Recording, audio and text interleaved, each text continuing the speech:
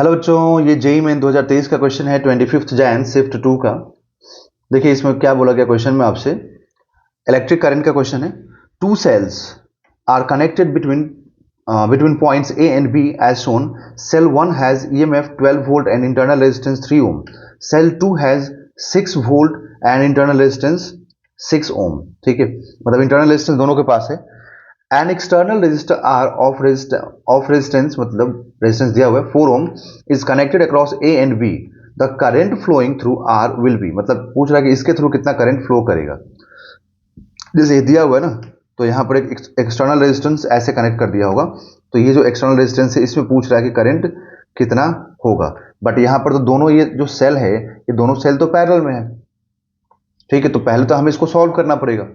ठीक, तो देखिए आप इक्विवेलेंट ऑफ, है ना, इसमें कॉम्बिनेशन ऑफ सेल्स जरूर पढ़े होंगे आप लोग। तो कॉम्बिनेशन ऑफ सेल्स में सीरीज और पैरेलल दोनों पढ़ाया गया होगा, आप लोगों को बताया गया होगा। अगर आपको नहीं मालूम है तो आप थोड़े दिन वेट कर लीजिए, मेरा इस पर वीडियो आने वाला है। करंट इलेक्ट्रिसिटी का टॉपिक में पढ़ा रहा हूँ, तो उसमें मैंने प्लेलिस्ट बना रखा है और अभी मैंने ओम्स लॉ तक पढ़ा रखा है। ठीक है, तो वहां तक का वीडियोज आप जरूर देख सकते हैं,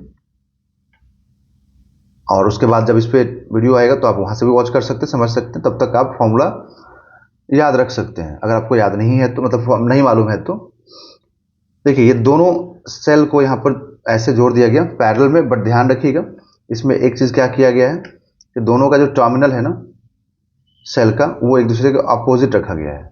ओके, ऐसे देखिए इसका पॉजिटिव इधर है ना, तो इसका नेगेटिव इधर है। ओके, तो दोनों का अलग अलग मतलब टर्मिनल दिया गया है डायरेक्शन। तो ये 6 वोल्ट और ये 6 ओम इंटरनल। ठीक, यहां पर एक एक्सटर्नल रेजिस्टेंस ऐसे लगा दिया गया पैरेलल में। ठीक है, आर। तो पूछ रहा है कि इसमें करंट क्या होगा, मतलब नेट करंट पूछना चाह रहा है। तो पहले हमें क्या करना पड़ेगा, पहले इन दोनों का पैरेलल सॉल्व करना पड़ेगा। ठीक है, इन दोनों का पैरेलल सॉल्व करना पड़ेगा।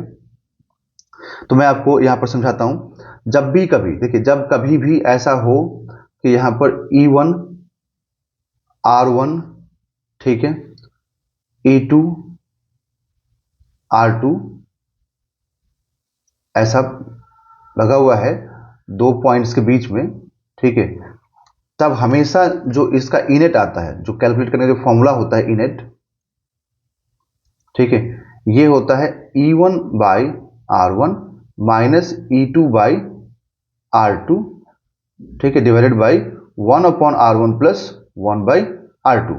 ठीक है ना, ये मेथड होता है। अगर दोनों का टर्मिनल एक ही डायरेक्शन में होता है, जैसे मान लीजिए कि ऐसा होता कि इसका भी पॉजिटिव इधर होता, ठीक है, समझ में आया जो बोल रहा हूं, इसका भी मान लीजिए पॉजिटिव इधर ही होता ऐसे, और इसका नेगेटिव इधर होता है। तो देखो अभी दोनों का टर्मिनल एक ही जैसा दिख रहा है ना यहाँ पर, तो दोनों का टर्मिनल अभी एक ही जैसा दिख रहा है, तो फिर यहाँ पर प्लस होता है, माइनस नहीं होता, प्लस होता है।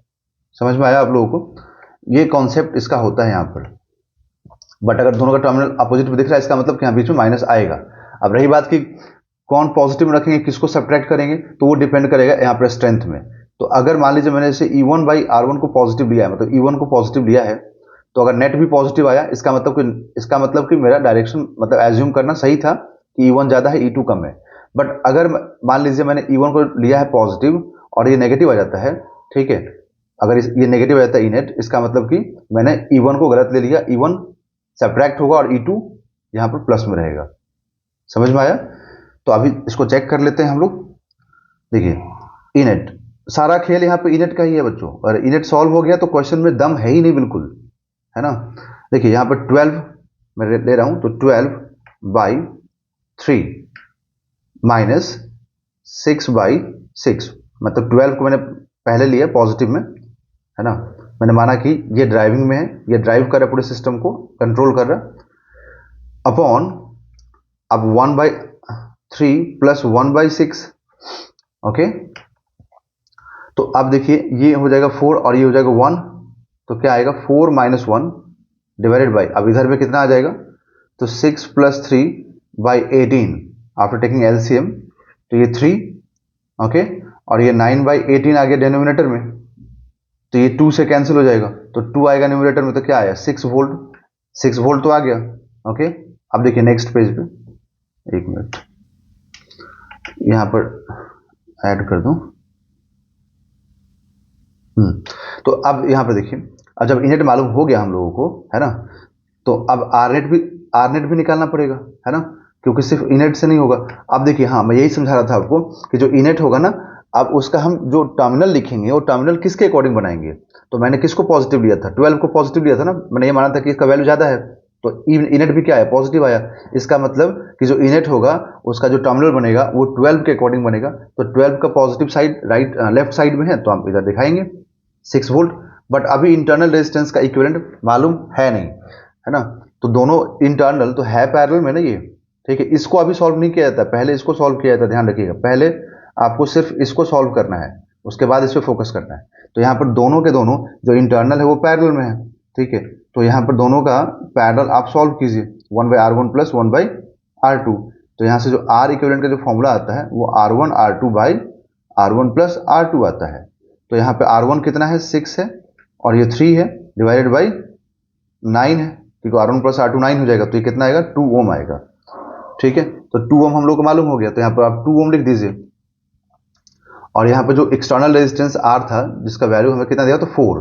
तो अब देखो ठीक से, तो अभी तो सेम करंट पास करेगा ना यहाँ से यहाँ तक, तो इसमें भी सेम होगा। तो ये इंटरनल और ये एक्सटर्नल दोनों किस में हो गया, सीरीज में। तो अब हम क्या बोलेंगे कि अब R इक्विवेलेंट हो जाएगा 2 प्लस 4 दैट इज 6, तो 6 ओम।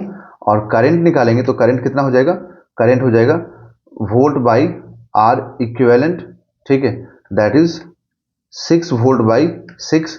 तो यहाँ से करंट आ जाएगा I is equal to 1 ampere, ठीक है। तो नेट करंट कितना मिलेगा, 1 एम्पियर, ओके। तो हम लोग बोलेंगे यहाँ पर कि 4 ओम से मतलब R से कितना करंट पास करेगा, 1 एम्पियर, तो इसका आंसर होगा 1। अब नेक्स्ट क्वेश्चन देखेंगे बच्चों, एंड प्लीज रिक्वेस्ट है बच्चों आपसे कि आप जरूर चैनल को सब्सक्राइब कीजिए, वीडियोस को लाइक कीजिए, अगर आपको इससे हेल्प मिल रहा है तो, है ना। Thank you.